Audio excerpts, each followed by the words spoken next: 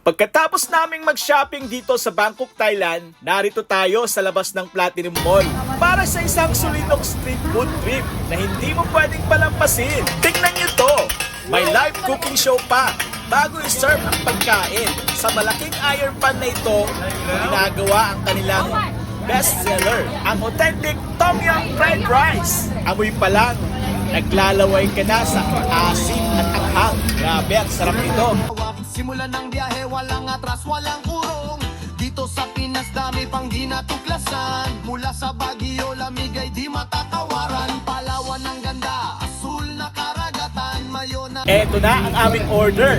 Siksik sa sariwang hipon at seafoods. Ang Tom Yum Fried Rice. Partneran mo pa ng kanilang flavorful fried rice noodles. Nanutungkal talaga ang sarap. Walang kapaguran sa himpapawid o sa lupa man, walang hihinto. Ang lakbay ni Kuya Marky, tuloy-tuloy ang adventure. Mga kwento tala-ala, laging bago ang nature. Sa Pinas o sa mundo man, kami ay nakaready. At hindi lang yan.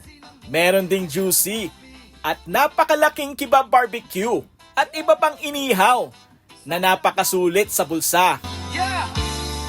Welcome!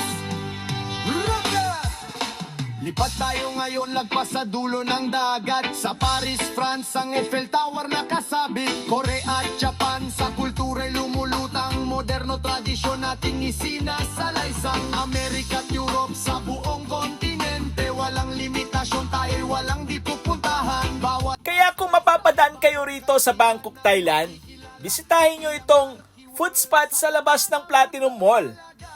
Tara, kain na tayo! Bye! welcome sa